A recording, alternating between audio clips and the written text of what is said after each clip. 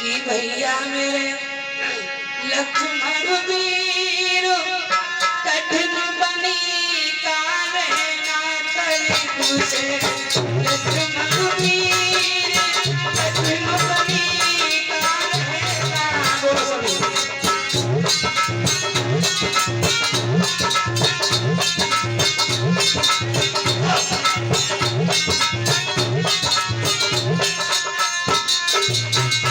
भैया मानो ना लक्ष्मण भैया भैया मेरे लक्ष्मण वीर मेरे भैया तारीख से लक्ष्मण वीर कठिन बनी काले ना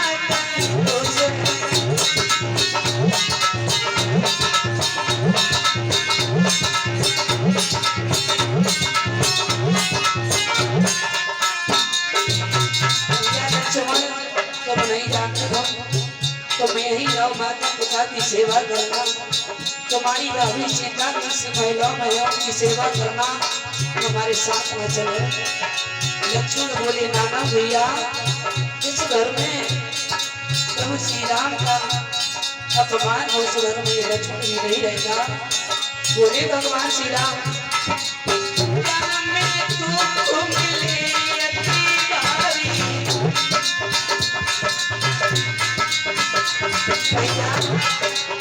कैसे गुजरा कोई भी तुम्हारी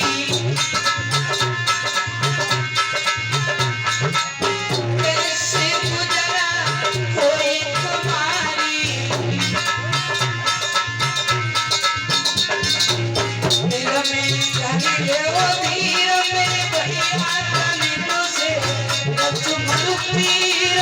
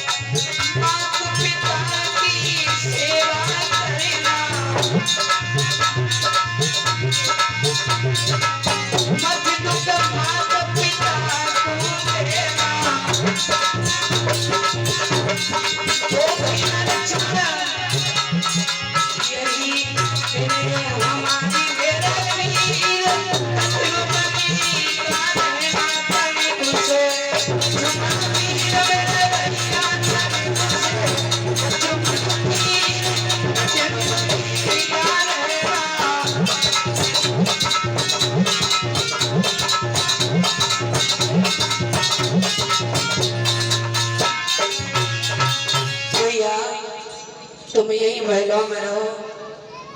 तब तक मैया सीता दौड़ करके आ गई। लक्ष्मण बोले अब बिल्कुल इन घर में नहीं रहेंगे।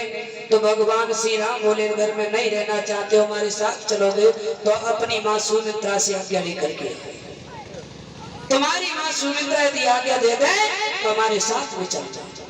आज मैया सुमित्रा के पास में पहुंच के कहा तो माता ने एक बात कही माताओं एक बात अपने बेटा लक्ष्मण के लिए मैया सुमित्रा ने समझाई। बेटा सीता भी उनके साथ में है। बोले हाँ और हमें बताए कि सीता भी नहीं रुकेगी वो भी सीता बेटी भी बन के लिए जरूर जाएगी।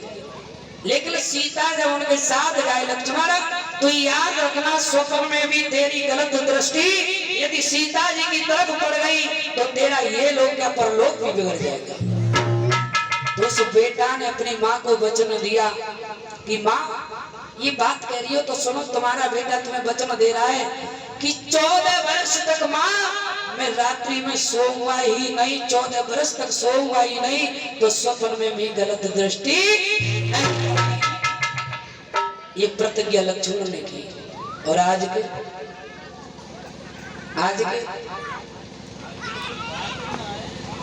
की भाभी देखिए माँ के समान होती भाभी, लेकिन आज ये कलयुग में आकर के भाभी आ गया।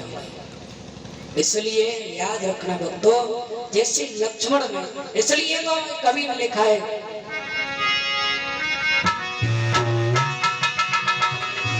कि माँ की ममता और माँ से मांगे मुझे पुत्र मिले लक्ष्मण सरवर की तरह, और भाभी मांगे देवर लक्ष्मण की तरह, हर भाभी मांगे देवर लक्ष्मण की तरह।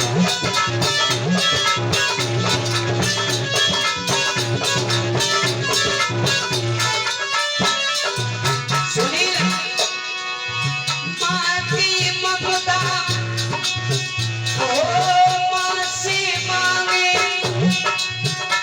मुझे पुत्र मिले सरवर की तरह, और भाभी मांगे देवर लक्ष्मण की तरह।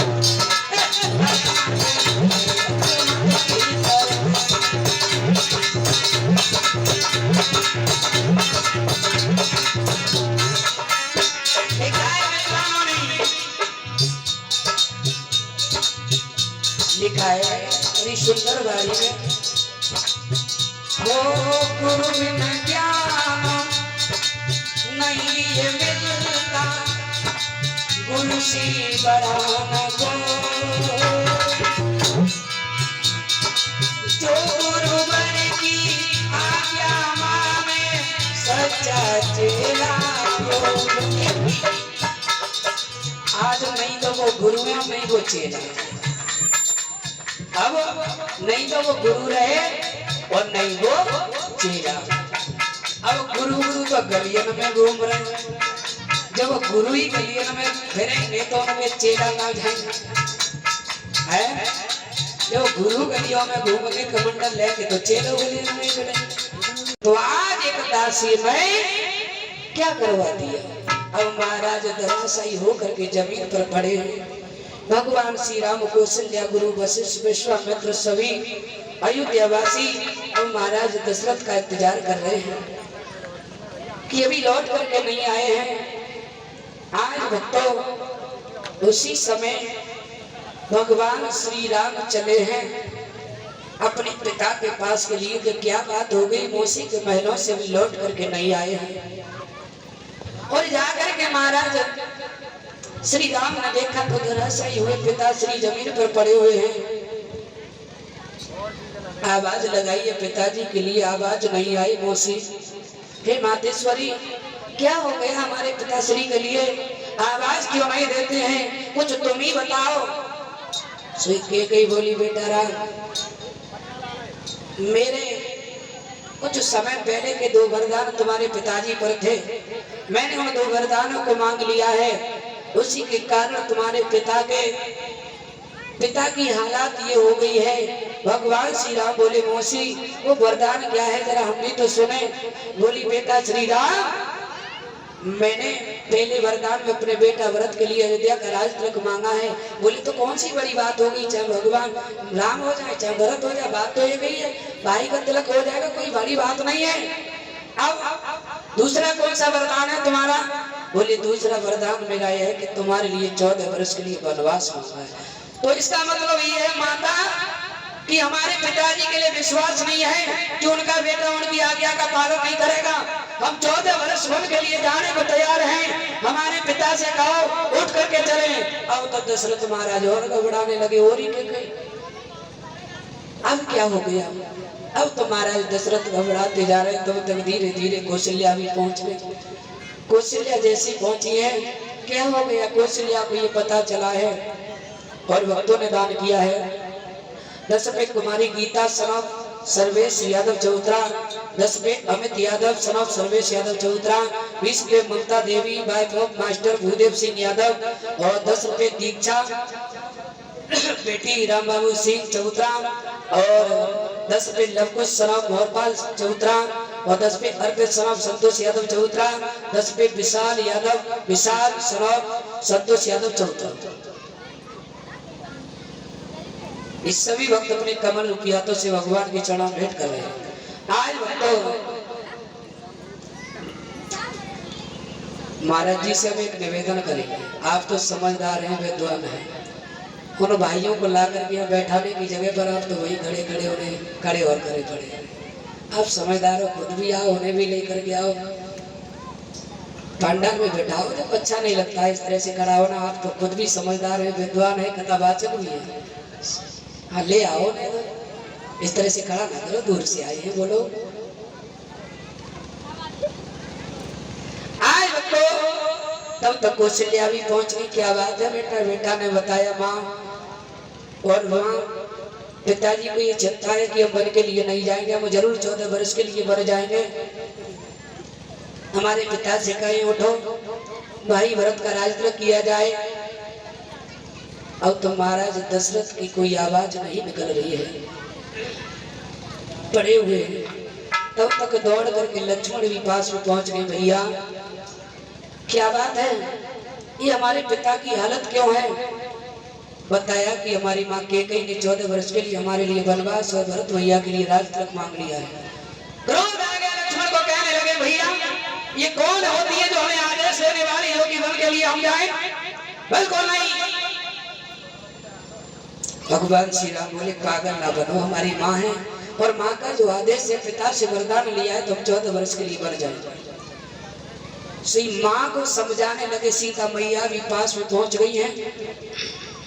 अपनी कौशल्या मैया को समझा करके बोले हे माता, हम 14 वर्ष के लिए वनवास के लिए जाएंगे, ये तैयारियां हो और तुम हमारे पिता श्री की सेवा को करना, किसी प्रकार से हमारे पिता के लिए दुख नहीं आना। तब तक लक्ष्मण बोले सुना भैया, जिस घर में प्रभु श्री राम नहीं रह सकते उस घर में ये लक्ष्मण भी नहीं रहेगा, ये लक्ष्मण भी तुम्हारे साथ वन के लिए चलेंगे। भगवान श्री राम बोले हे लक्ष्मण, तो अभी छोटे हो, बारे हो, तुम जंगल में अकेला हमारे साथ में जाना ठीक नहीं रहेगा। भेड़ भेड़िए शिकारी रहते हैं जंगल में, इसलिए हमारे साथ ना जाओ। लक्ष्मण बोले भैया तुम